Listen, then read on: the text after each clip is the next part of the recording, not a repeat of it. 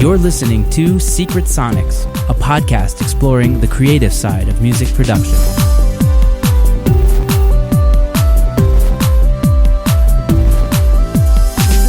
Hello and welcome back to Secret Sonics. I am your host, Ben Wallach.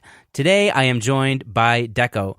Decco is a songwriting and producing duo led by Joacim Persson and Sebastian Arman. Sebastian and Joacim have been writing and producing for countless artists, including Crystal Fighters, Gashi, Aluna George, Rai X, Alex Clare, Selena Gomez, and John Legend, to name a few.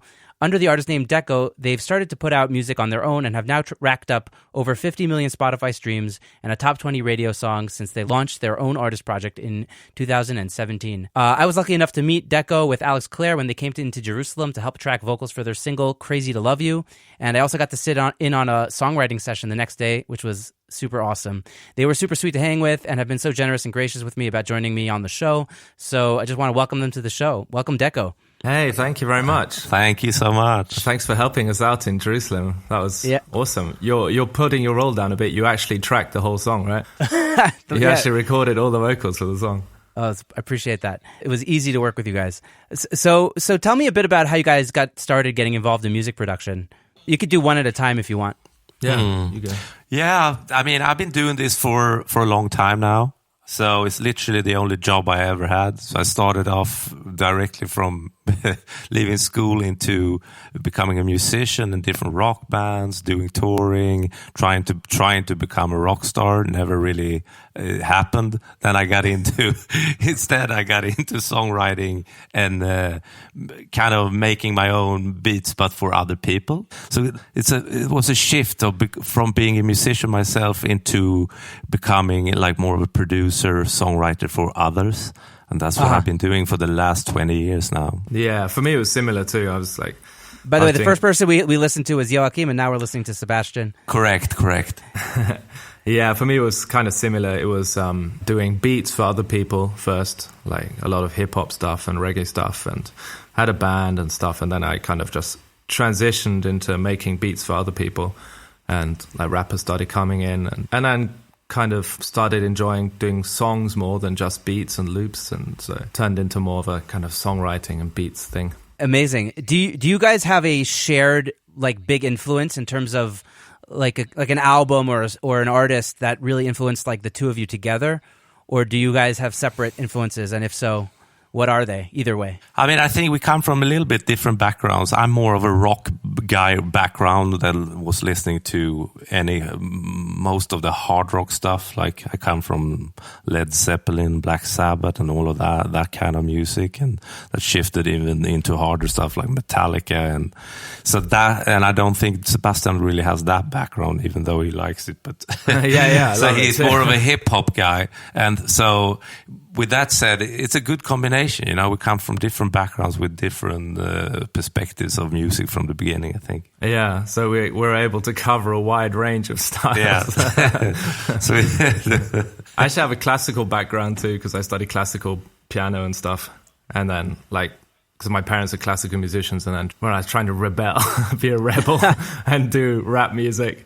So it's about as far away from classical music as you can go. Yeah, pretty much. They weren't happy.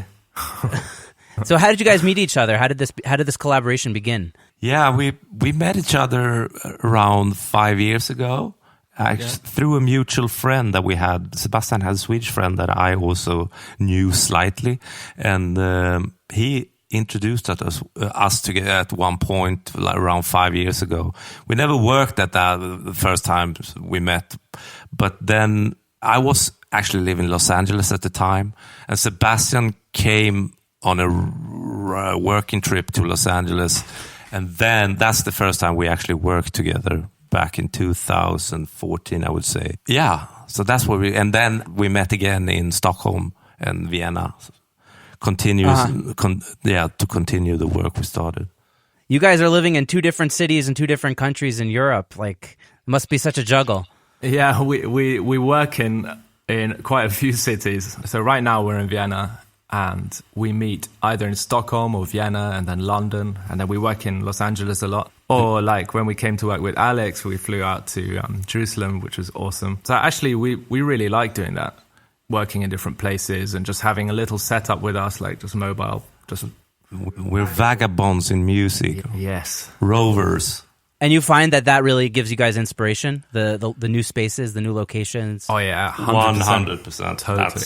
That's the most fun you can do. And you get you get to see new cities, you get to meet new people in every city, and you get introduced to the city in a very natural way when you actually work with people from that place, and they take you around and stuff. So I think that's ideal for being creative, you know. Instead of sitting locked in a basement somewhere, doing, you know what I mean? You can easily get trapped in your own world that way. Yeah, that's amazing. What you must have to have some sort of like minimal setup in order to do something like that. Like, what do you take with you? We usually take, our laptops, obviously. Duet interface. Yeah, just a duet. A mic usually, like 1 or 2 mics. So usually the Neumann, which is a 107, I think. Oh, cool. I think it's 107. And it goes into when I'm here, it goes into a big tube tech. Like I have a sort of rack thing, which sounds awesome. And then usually when we're out on the road, it just goes straight into the duet, and then you try to like warm it up later. But it's super clean, and you can do anything with it. And it sounds pretty good on most voices. So that's what we use. I tell you a secret. 2 of the songs we actually released on one on Sony, one on Universal with 2 different artists are also recorded on the Apogee mic, and we kept all the vocals on that little Apogee USB mic recorded directly into the mics. And nobody have ever commented on a bad vocal sound or anything. It sounds terrific. It actually sounds really good. Yeah, you're right. It's not the gear; it's how you use it. You know. Oh yeah, it's how you treat it afterwards. The only thing that has been a little issue with that one is the pop filter. You have to have something to, take away the pops. Yeah. So we had a little pop filter tied to it, but it was cool because people could like sit in the couch and lounge around and hold it in their hands. And then when we tried to re-record it later in the studio, the takes just never came out as good because the singers weren't in the zone quite as much as they were when they were just sitting there casually with this little podcast mic, and there's like creating a vibe and a tone and everything. You couldn't replace that, and so we just kept it, and nobody ever said anything about that. So the gear is sometimes secondary. Yeah, for sure. The last person I interviewed was also talking about how like he'll just kind of like bring somebody in and say like, oh, let's just record a scratch track, and like there's no pressure, and then like gold happens. And then we'll just use that. So often. So what do you guys look for in an artist when you're trying to find a collaborator for one of your songs? We like so kind of interesting voices, like unusual voices, or like voices with a lot of character. That's kind of expression. Yeah, a lot of expression that bring something to the song, like another layer to a song. So if you have a good song, it could be the best song, but if the singer can't deliver it with like the right emotion and the right expression, then it's not going to come out like you want it. Yeah. It's funny, when we tracked vocals with Alex, I was amazed at the number of takes we recorded and also the nuanced reading into the vocal performance. It was clear to me that you guys had a vision of how the vocal performance should sound on every single word. How do you remember all these details while you're recording, and what's going through your mind? No, I mean, you just have a little vision for how you hear the song and how you want the expression to be. And of course, you want somebody that amazing as a singer as Alex. Everything he does is good. You're just trying to get that best out of the best out of him. And I think that's why we really pushed him hard and, really went for the top takes, so to say. Yeah, I think we had like 250 channels or something. Oh, wow. Is that what it was? That's amazing. Yeah. It's a lot of the time it's just about a direction. Like because they're all good. Alex especially is an awesome singer. And then it's just about getting the right direction or the right inflections on certain syllables and things like that. Yeah. Or like micro timing and... It's detailed work, Sometimes maybe not even the ordinary listener could tell the difference. But at the end of the day, that's what creates the whole vibe. Anyways, certain like melodies and phrases, they come alive if they have the right timing and they have the right expression. If they perform the right way, or like a little slide between two notes would make all the difference. Yeah. No, I remember, I think we were at like the 90th take or something, and I was like, okay, all of these sound pretty good. And then all of a sudden everybody, like all three of us, we just knew it in the room, like, oh, that was the take. Like it just happened. All four of us, actually. Yeah. Yes. And I actually remember comping afterwards. That take you're talking about was, I think it was a verse, right? Verse 1 or something, and I remember, I think 90% of that verse 1 is actually that take. So you're right. That's what we kept. Right. Yeah, it was like a combination of like knowing how you wanted it to sound while simultaneously coaching him right into that zone. Yeah, and he kind of just let go of all the things we told him and just did it, and then it totally worked. Yeah. I think that's why it's sometimes so many takes as well, because like, there's all these little details throughout the verse to remember. For a singer, it's like super high. He has to like, okay, so it's comments on every little line. Yeah. And then like they're singing with their head switched on. And then by the end you get to take 290. There's like those little comments have gone into the muscle memory and they can just sing free and still remember all those little things. And it comes out like natural rather than, Yeah. What a process. So how does the process of songwriting look for you guys? Where does it all begin? I think it begins usually us like walking around town or like sitting in a bar or being at home and just like jamming out a melody or like a little idea or something like that, just in a very relaxed zone. And then we sort of flesh it out later. But that's definitely where it starts. Totally, yeah. I would say that almost all the good stuff comes out that way, rather than when you sit like, let's do this now in a room with 3-4 people, whatever. Then that kind of cramps everything up a little bit. Yeah. I prefer when it's like Sebastian said, you maybe walk downtown and you feel free from pressure of delivering, and then stuff just pops out. Yeah.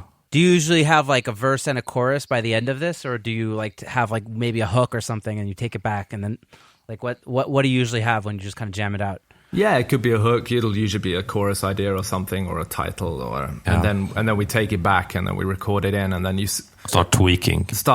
Yeah. Then you see if it like what works and what parts work together, and then we record like a bunch of different melodies for each section, and then we try to challenge those. So if we have the chorus, then we'll try to see if we can like top that or make the transition better or make the B chorus better, or we try to tailor make it, right? So it's you really get the, like Sebastian said, to challenge everything. Is this really the best pre-chorus for this chorus? Or could we do better? That way you reach the result that is, it's a lot of work. But I mean, time is not really a factor. It's only what is only the result that matters. Yeah, I mean, everybody has their process. There are a lot of people that they believe in like writing a song in a moment, and then they can write 3-4 songs a day, and they'll probably get a lot of good songs out that way as well, because they just do a lot of songs. Like people like Ed Sheeran and yeah. I think we don't like that way of working, because at the end of the day, if you pin everything down in time, even to make a fast song, but to make a perfect recording and do a perfect beat, mix it, the time that comes after you're actually done with the writing is so, it's a lot of time you have to spend afterwards to complete a track in a song. And if you don't feel like it's perfect, that's like wasting that time. Yeah, then you've wasted all that time. Exactly. So I feel like that the song has to be there to be willing to put all that time afterwards in. But usually we write a lot with artists as well, or with other co-writers. So it's not like we always come with a finished song and then try to find people to sing it. But it's like, sometimes it's like that. It can also work. But we also write a lot with artists. Like you said, the second day we started writing this awesome tune with Alex. And then you get a whole different perspective on melodies from that artist. They come in with their like vision and their style or whatever. So that's a lot of fun too. I have to say, really fun. And we tend to come into sessions with an idea, because we find that it's like gives you a starting point. Yeah, because you might have some days where you're not feeling super inspired, or like there might be an off day, or the artist isn't feeling it or whatever, and then at least you have something to go on, you know, something to fall back on that you know is good. Yeah, that's awesome. So at this point, like, let's say, like if you're co-writing